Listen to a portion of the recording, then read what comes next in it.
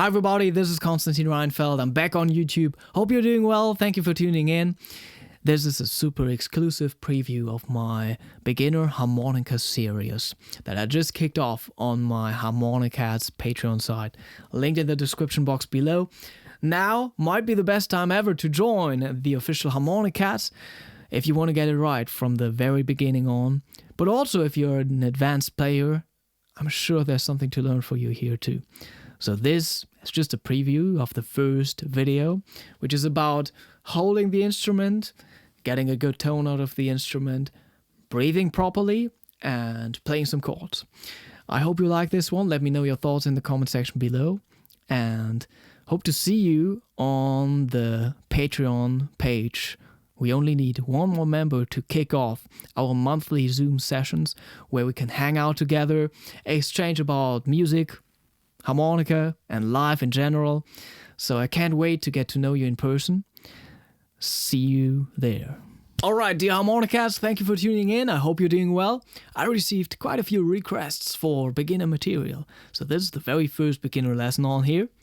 We are starting at the very beginning. Let's suppose, or maybe you got your very first 10-hole diatonic instrument, a blues harp with 10 holes. This is my instrument. It's a marine band with special 20 cover plates by HOHNER, customized by Thomas Hanke.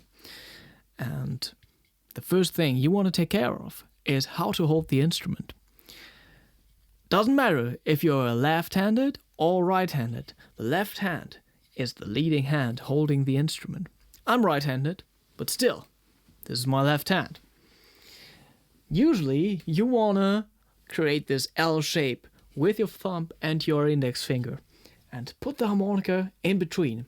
I like to use the transition from the cover plates to the reed plates because my hands are small and also my cover plates on the sides are closed. There are other instruments like regular marine bands that have holes on the sides and you also want to cover them up. So that means you gotta try to cover them up with that transition from your index finger to your thumb.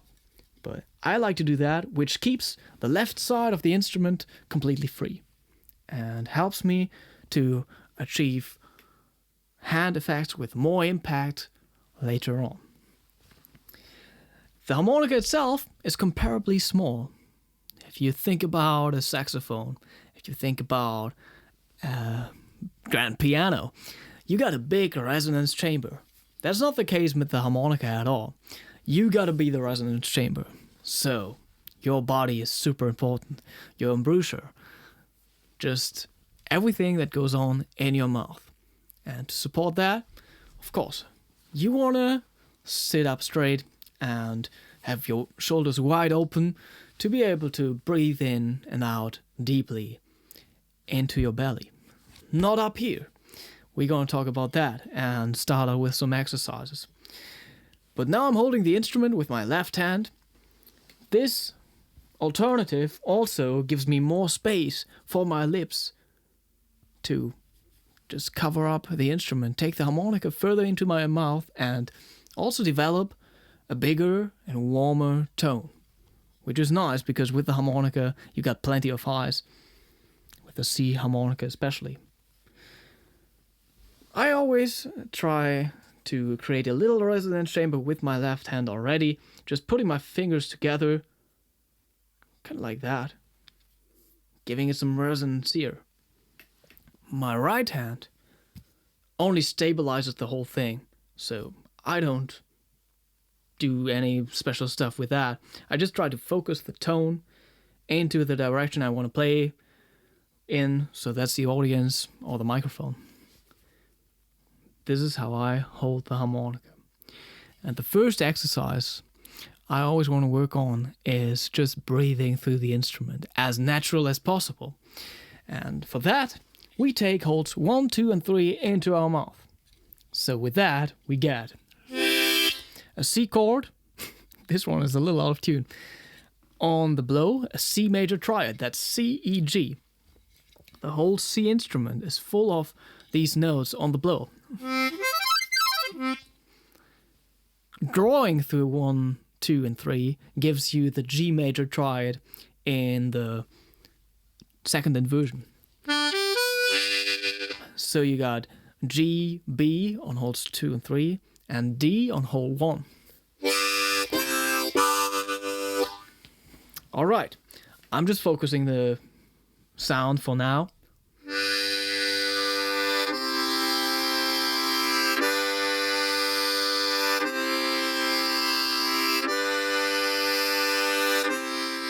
And I try to breathe through the instrument as naturally as possible.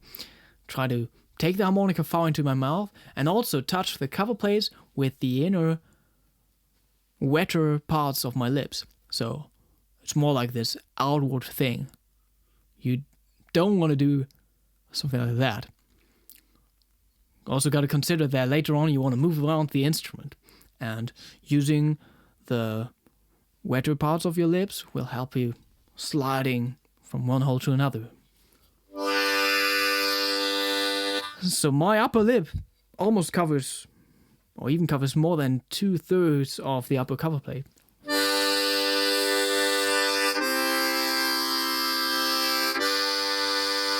You want to make the transition from the draw chord to the blow chord and back as smooth as possible. So you could think of a violinist with the bow action. That's very smooth. And you could also think and visualize waves arriving at a beach. So you got that fantastic, smooth, seamless motion.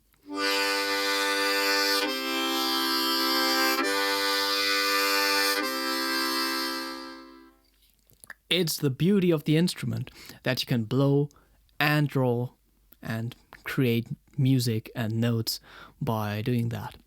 But at the same time, you don't want the listener to hear that you're blowing and drawing, because that would be pretty unnatural.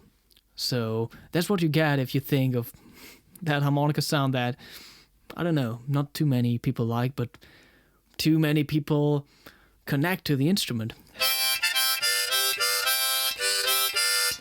Get the thin sound, and you can always tell at every single moment, okay, the player is blowing or he's drawing. So it doesn't feel right at all.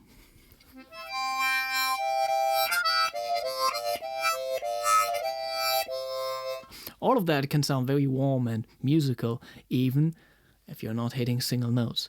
But that's a next step.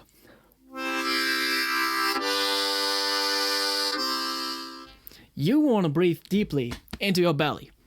So make sure you don't raise your shoulders while breathing.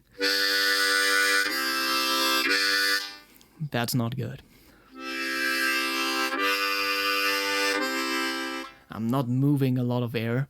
I try to compress the air that I'm using and just, get as much tone as possible for the air I'm giving in. So have a good conversion rate there, right? Which means I have to adjust my embouchure and my resonance chamber here and think of big vowels. That helps. So the harmonica reacts pretty nicely to these vowels, which also makes playing the instrument so vocal and so personal. So you can really hear that. If I think E through the instrument, it sounds pretty thin, which can be a nice effect, but here we want to think big vowels, which means A or A, O, U.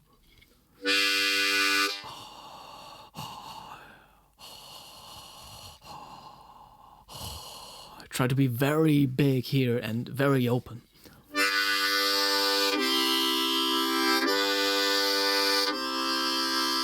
And don't stop the air flowing and moving through the instrument.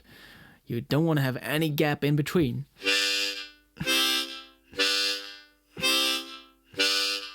That's not natural. That's also not how you breathe, right?